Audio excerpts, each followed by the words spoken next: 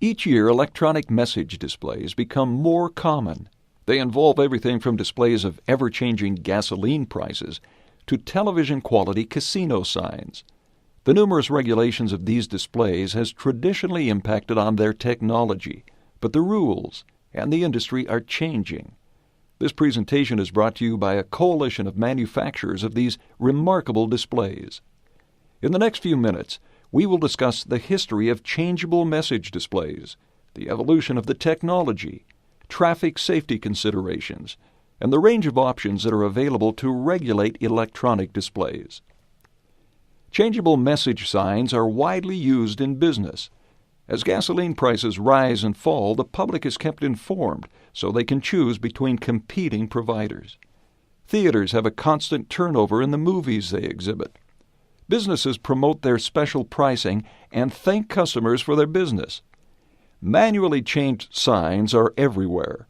One common type uses letters printed on individual plastic cards. In order to change the message, an employee slips the new letters into a track built into the sign. This type of sign has several disadvantages. Changing the message takes an employee away from their job, and there is a risk of injury to employees. The letters sometimes blow away in the wind, potentially causing damage or injury, or are lost. The replacement letters are not always the same type, style, or color, and these signs can develop a mix-and-match look.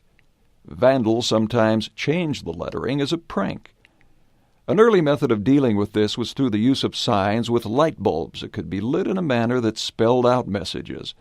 A number of time and temperature displays utilize this light bulb type of technology. These types of signs expanded to include light bulbs that were illuminated in a sequence to produce visual effects. Neon signs were employed to create the illusion of movement by illuminating a sequence of neon strands. One way was to use reflective technology. In these displays, a light reflective surface was applied to one side of a disc, the other side remaining dark. Electrical impulses were applied to a grid of these discs, causing some of them to have the reflective side out and some the dark side. Messages could be spelled out to form a sign. Shortly after the emergence of these flip disc displays, a new form of lamp appeared. These wedge base lamps utilized a grouping of xenon gas-filled bulbs behind a plastic lens. They were relatively bright, had longer lifetimes, and required less power to operate. A grid of these lamps could be programmed using a computer to display either static or moving messages and more ornate graphic images. The next step in the evolution was the utilization of light-emitting diodes, or LEDs. An LED is a small electronic component that emits light. Originally, they were available in red, green, and amber, but were not efficient for outside applications. The technology improved, and now they can be used outdoors in daylight and are available in a broader range of colors. When tightly spaced, a cluster of LED pixels can achieve resolution close to that of a television screen. A broad range of visual effects can be achieved through the computer software that is now available for these signs. They can be programmed remotely from inside a building or even from miles away, making it unnecessary to send an employee out into the weather to change the message on the display. The programming available for these displays can vary widely. LEDs are coming into common use for gasoline pricing, where the price may change daily or may remain constant for weeks on end. Some businesses display several text messages a day, but each message is displayed in a static fashion with no animation or visual effects. In other situations, the messages are static displays, but the operator uses a transition from one message to another. Common transitions include scrolling, travel, fade, and dissolve. These transitions can be used in a more dynamic fashion with the message constantly changing, such as the ticker tape type of display. In some communities, it is acceptable to have frame effects. Flashing is a frame effect that is often used. A starburst is another frame effect. The highest level of operations for electronic displays is animation and video. Animated graphics can be easily achieved with electronic displays. Video can be achieved if the LED pixels are spaced close together. All of these effects can be achieved with simple computer programming. The display can be as limited or as active as desired. The software controls the operations. Electronic message displays are often placed where they can be seen by moving traffic. The impact of such displays on traffic safety has been thoroughly evaluated and safety guidelines established. In the 1970s, the federal government evaluated the role of electronic displays and their impact on traffic safety. Not only were electronic signs being used by businesses, but state highway departments were interested in using them for their own purposes. In 1978, Congress passed a law permitting electronic message center signs with changeable messages if they did not include flashing, intermittent, or moving lights. The Federal Highway Administration published a report on electronic variable message sign safety in 1980. The study indicated that electronic signs had a beneficial effect on traffic safety by creating a visually stimulating environment along sections of a highway that might otherwise cause drowsiness and driver fatigue. The Federal Highway Study made some recommendations that are worthy of mention. The federal report recommended that the lateral location of the signs, or the setback, should be the minimum feasible to reduce the possibility that a driver would have to look too far away from the road to see the display.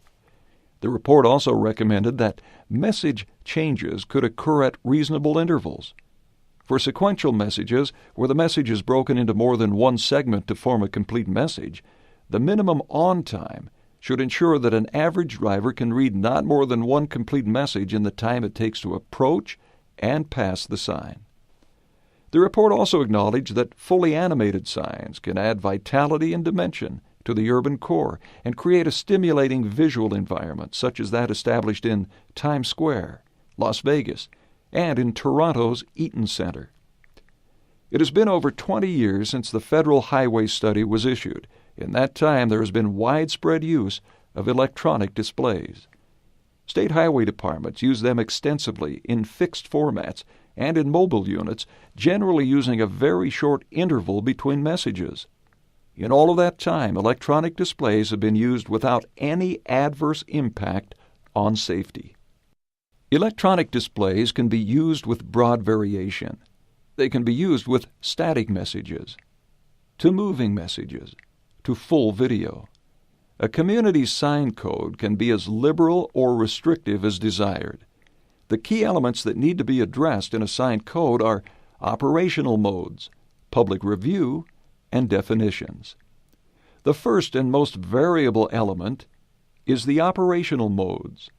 These displays can be programmed to display static messages only, static messages with subtle transitions between messages, transitions that are more noticeable, moving text, and special effects, animation, and video.